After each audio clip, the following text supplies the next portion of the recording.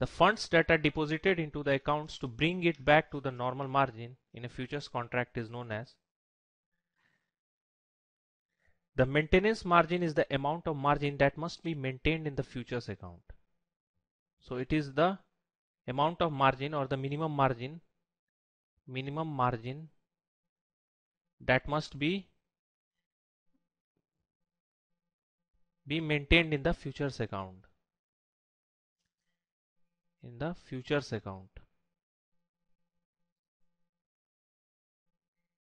If the margin balance in the account falls below the maintenance margin due to the change in the contract price of the underlying asset, additional funds must be deposited to bring the margin back up to the initial margin requirement. So this is where the equity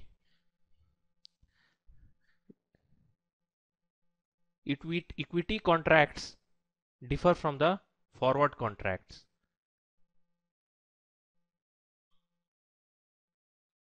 Or the equity account margins.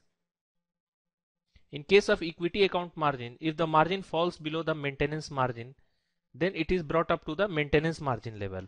Whereas in forward contract, if the margin falls below the maintenance margin, then it is brought up back to the initial margin level.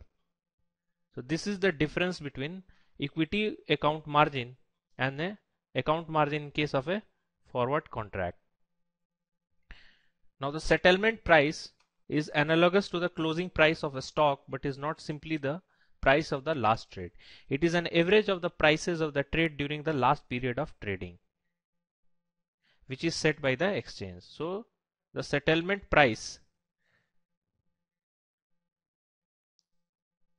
is the average of the prices of the trades during the last period days. So it is the average of the prices of trades during the last period of trading.